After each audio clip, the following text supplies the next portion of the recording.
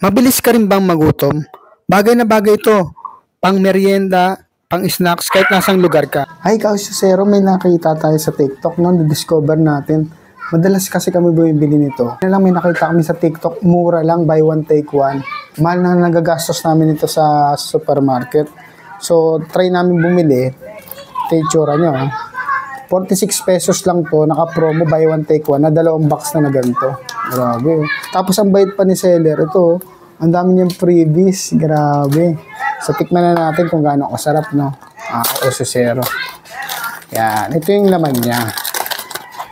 Nakita nyo. Yan. Siyang 8 pieces na ganito. So, ito na nga. Bubuksan na natin. Butter cookies ang laman nito. From Belgian butter. Yan.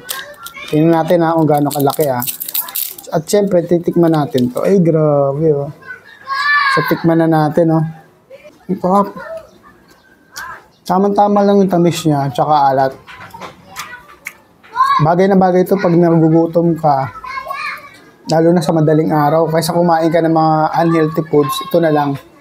Yun lang Click nyo yung yellow basket kung gusto nyo order sa kanila para matikman nyo rin kung gaano kasarap. Yun lang. Maraming salamat. Follow for more.